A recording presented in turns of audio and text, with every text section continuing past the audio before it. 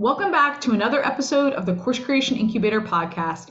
I'm your host, Gina Anativia, here to get you excited to take action on your course, to welcome your first students through the door, and help you build up the course-based business of your dreams. Now, we've just done something as a family that I thought we would never do. And it might not sound like a big deal, but it is, and I'll explain. We got a puppy. When I was growing up, we did not have pets. I had a hamster, okay, for like 2 months, and that's it. My dad, who I've already talked about on this podcast, is the greatest dad in the world. He's an absolute saint. He said he was allergic, and Joe and I never had pets, my big brother Joe and I. Now, Joe has had great dogs ever since in adulthood, and I just never had a pet because I wasn't used to it. And Tristan's 9 now, and he's been asking for months, if not for the last year, for a doggy. So we picked up Churro, Churro, last week at this great shelter up in northern San Diego. And it was an incredible experience. They were professional, they were sweet, they really held our hand through the entire process, which I appreciated because literally I knew nothing about dogs up until when we started doing research. Now, we did a lot of research, and I give Tristan credit here, he's 9, and my husband already knew a lot, but together as a family, we did our due diligence. How do we potty train? What's the feeding schedule look like? What's the routine? What do we need to buy to bring a puppy home? How do we need to adjust because we have a kid at home, etc. So we did a lot of research, which was great. Now, as part of the process, we were waiting for Chad. Yeah, his original name was Chad, which I think is a terrible name for a dog. So we named him Churro. So we're waiting to adopt, soon to be Churro. And as part of the process, they walk you through the shots and everything of how to adopt. And then they say, okay, now you're going to go over here. And we go over to a corner where a lovely lady is about to tell us about pet insurance from Fetch. And she spends about 5 minutes walking through. Of course, it's going to be a deal, right? Some kind of special, because we're at this shelter for pet insurance. And she's like, okay, it expires at midnight. You save this much off the annual price, and it kicks in right away. And I'm thinking, do I need pet insurance to kick in right away? What's going to happen with this puppy? And it's a full court press for 5 minutes. And I look at her like I'm a deer in headlights, and I'm like, I can't do this right now because I haven't done my research about pet insurance. We did our research about everything else, but I didn't know enough about pet insurance. And I got to give her credit for giving me a deadline and giving me that urgency. You know, this pricing will go away, etc. You save for the year. And I just said, no, I've got to do the research. And I've heard both good and bad about pet insurance, by the way. Some people say you don't need it. Other people said, hey, my dog broke his leg and I have $10,000 later, so please get pet insurance. So that was the only thing that kind of rubbed me the wrong way, because I could understand why they pitched me, right? I totally get it. I was a hot lead. I'm about to adopt a dog, a puppy. Maybe I'm worried about his health or about something happening to him in those next few weeks, and they're jumping on that emotion, right? So I get it. I get why they presented to me and why they cross-promoted me as a marketer. Totally great with it. The only thing that I didn't love was how she presented the information. So that's why I thought we'd talk today about cross promos, because I do want you to do cross promos just like Fetch did in the moment with this shelter, right? And by the way, there was cross promos with pet food, with dog leashes, right? With Cahoots is a local store here. I'm pretty sure it's local to San Diego. And I'm great with it. So I'm great with you doing it. I want you to do it because there's no better way to build your audience than to borrow from someone else's audience. And then you get that lead that's warm in the moment, right? I could have not been a hotter lead than to need dog insurance than about to take Chad/Churro home in 5 minutes. And they knew it. So I want you to think about cross promos, and I want you to do it what I think is the right way, or maybe a better way. How about that? And that's what I want to talk about in this workshop episode, all about cross promos, how they can work for you, how to do it in an effective way so people aren't feeling like a deer in headlights and feeling like, okay, I feel educated, I feel informed, empowered, I'm ready to buy. If literally she had taken maybe 15 more minutes with me, I might have bought. So let's talk through some of the steps of what it looks like to have an effective cross promotion. First and foremost, let's think about who's a great partner for you, right? So the shelter to the insurance, perfect partner, makes sense. Who can you partner with? Who has your ideal audience? Because that's the thing, right? Sometimes we think, oh, I can partner with my friend who's another expert or a colleague, but really they don't have the audience that you're looking for. So you really want to think through who's got that audience that is really a match with mine. And especially if you're starting out and you've got a great niche audience, and then an audience that's ready to buy, right, in the moment. So that's one, an audience, the complementary audience. And then two, something that complements your offer, right? So adoption plus adding on insurance makes perfect sense. Adding on puppy food, that makes perfect sense.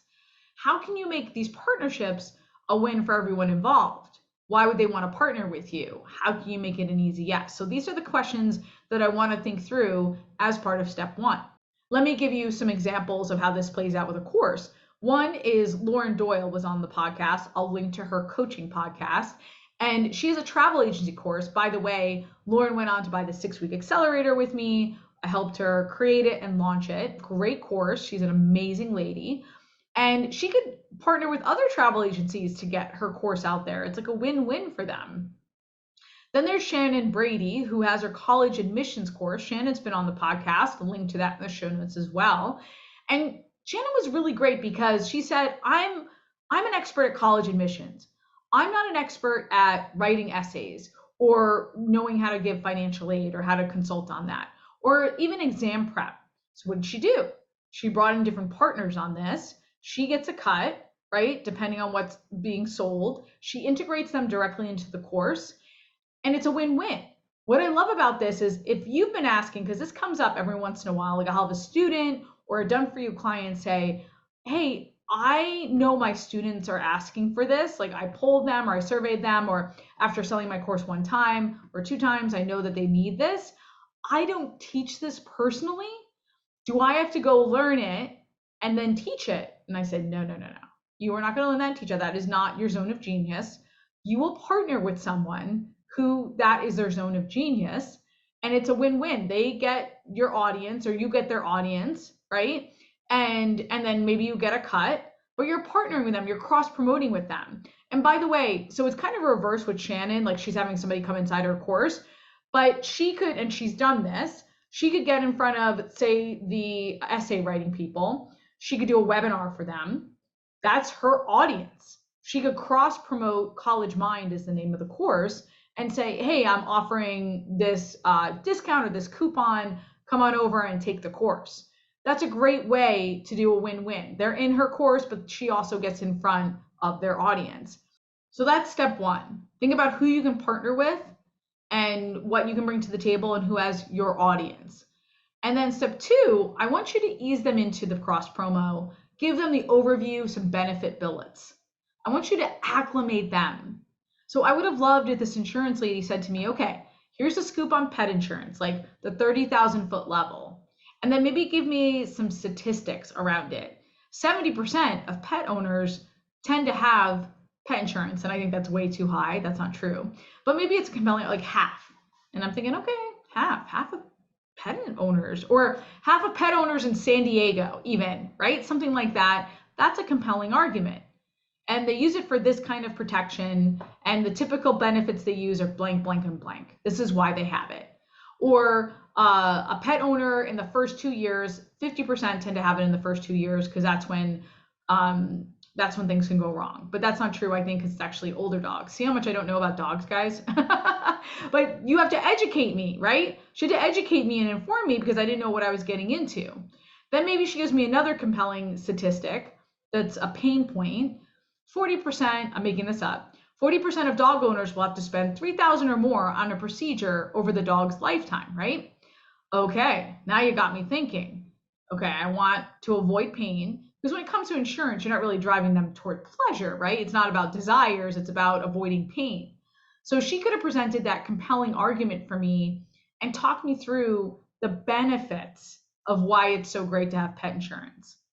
Sometimes I think we're a little too immersed in our own work It seems like it's an obvious yes for our buyers, but it isn't. So taking the time to step back, think about additional offers from the students' perspectives. What do they need to know to buy? What do they need to learn, see, understand for it to be an easy yes, a hell yes? How can you explain it as simply as possible? So step 2, what are the benefit bullets in the overview? Okay, step 3, why should I go with you over the competition? I don't care what you're teaching, there's likely another option out there.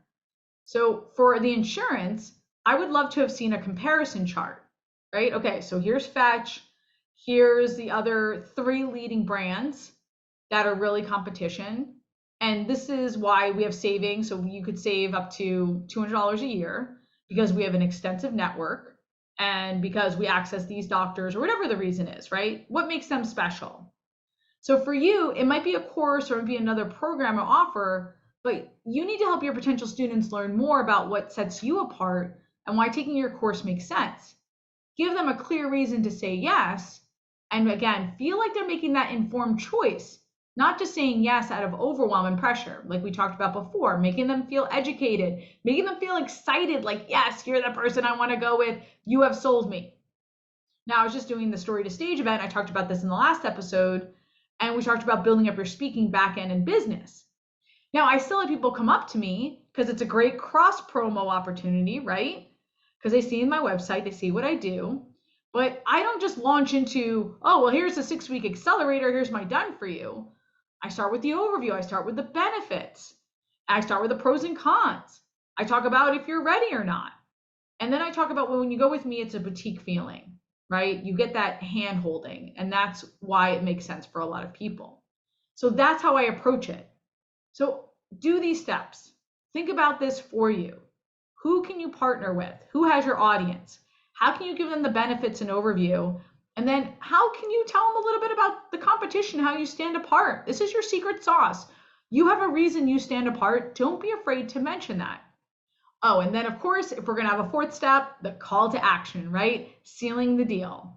So if this woman had walked through it with me, maybe for 15 minutes, 15, 20 minutes, and done all these things that we've talked about, she would have said, okay, sign up here. And I would have sealed the deal. So make sure you're closing once you've done your due diligence in terms of your cross promotion. So hopefully this has been helpful for you. I can't wait to hear who you're going to do a cross promotion with. Send me a DM on Instagram or message me on LinkedIn. And until next week, go create, be you and be brilliant, and get it done.